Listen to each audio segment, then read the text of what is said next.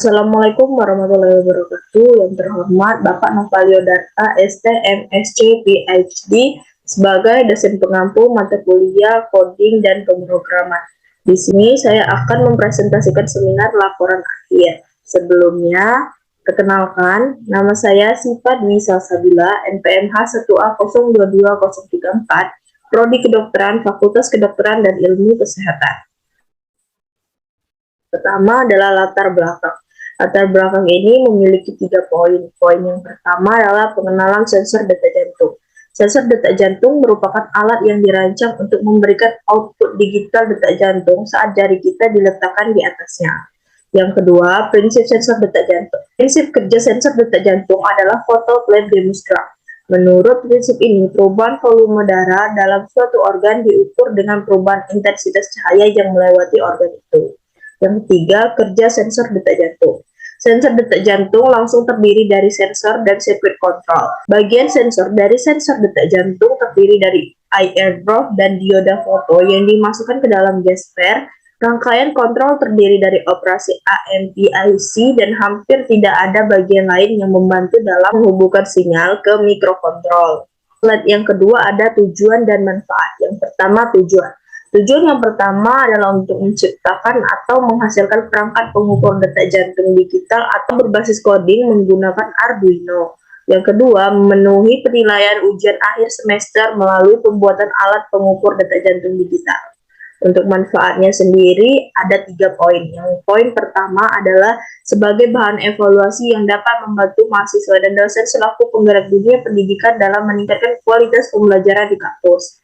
Untuk poin yang kedua, dapat bermanfaat juga dalam memudahkan pekerjaan tenaga medis dalam mendeteksi dan mengukur jumlah detak jantung pada pasien. Yang ketiga, membantu dan memudahkan masyarakat dalam mendeteksi ataupun mengukur detak jantung melalui pembuatan alat vital pengukur detak jantung digital dengan tingkat efektivitas dan efisiensi yang lebih tinggi dibanding alat pengukur detak jantung manual. Slide selanjutnya ada jadwal kegiatan. Pada tanggal 15 September 2022, kelompok kami membuat proposal dan melakukan seminar proposal bisa dimulai dari tanggal 15 sampai 20 September 2022 dan dilaksanakan secara online. Yang kedua, pada tanggal 16 sampai 29 September 2022, kami akan melakukan pengerjaan proyek secara bersama-sama. Tapi dikarenakan ada beberapa kendala, jadi kami membutuhkan waktu yang lebih lama. Selanjutnya, pada tanggal 6 Oktober 2022, masing-masing dari kami akan membuat laporan hasil dan seminar hasil yang dilakukan secara online. Yang terakhir, yaitu pada tanggal 12 Oktober 2022, masing-masing dari kami akan membuat laporan akhir dan seminar akhir yang dilakukan secara online. Slide selanjutnya, ada anggaran biaya. Untuk anggaran biaya sendiri, totalnya ada Rp262.850.000 ditambah ongkir menjadi Rp406.300. Dikarenakan kami memesan barangnya berbeda-beda toko, jadi ongkirnya lebih dari 1. Untuk slide selanjutnya yaitu adalah hasil. Hasil pada hari Kamis 6 Oktober 2022, kami belajar memperhatikan kalimat di Arduino dengan LCD menggunakan simulator di Workweek. Yang kedua, kami mengumpulkan semua komponen yang diperlukan dan menyolder LCD pada pin header. Yang ketiga, menghubungkan LCD kepada Arduino seperti contoh di Workweek dan memperhatikan kalimat menggunakan library Liquid Crystal TTH tanpa L2C. Kemarin sebenarnya tanpa L2C itu bisa berhasil, tapi karena koneksi pada alat kami ini terlalu lemah, jadi perlu disolder ulang.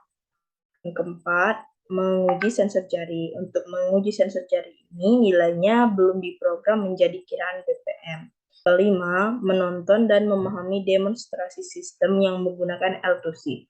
Karena pada hari Kamis 6 Oktober 2022, ada satu kelompok di kelas kami yang berhasil menggunakan L2C.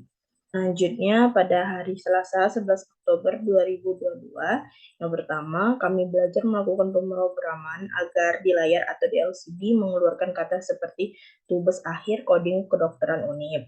Agar tulisan ini dapat muncul di LCD, kami menggunakan beberapa kode pemrograman. Untuk kode pemrogramannya itu saya lampirkan pada laporan akhirnya.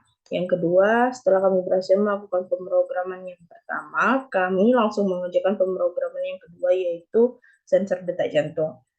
Untuk sensor detak jantung ini, kami melakukannya agak lama dan berulang kali karena denyut jantung yang dikeluarkan tidak sesuai. Ada yang 28 bpm dan ada juga yang sampai 1000 bpm. Padahal denyut jantung normal manusia dewasa itu sekitar 50 sampai 100 bpm. Jadi kami terus memperbaikinya hingga alat dan pemrogramannya berhasil. Ketiga, setelah kami berhasil memperbaikinya, kami langsung menyerahkannya kepada Bapak Novalio. Walaupun sensor detak jantungnya ini belum sempurna, tapi alat sensor detak jantung kami diterima oleh Bapak Novalio. Untuk kode pemrogramannya ada saya lampirkan di laporan akhir. Yang keempat, kami memasang box pada sensor detak jantungnya agar terlihat rapi dan kabelnya tidak mudah lepas atau copot. Selanjutnya yaitu kesimpulan. Kesimpulan akhirnya, kelompok kami berhasil membuat sensor detak jantung walaupun pemrogramannya belum sempurna dan perlu diperbaiki lagi di beberapa bagian.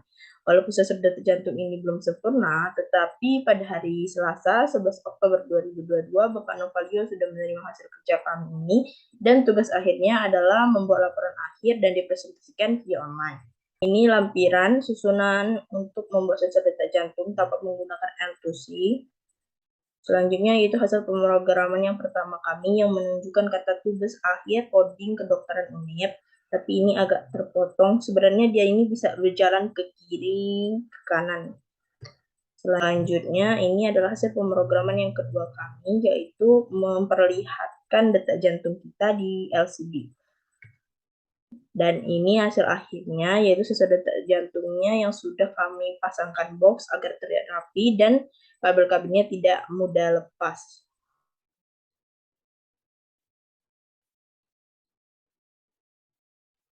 Sekian dari saya, mohon maaf atas segala perkataan yang kurang menyenangkan. Kepada Tuhan saya mohon ampun. Wabillahi taufiq wal hidayah. Wassalamualaikum warahmatullahi wabarakatuh.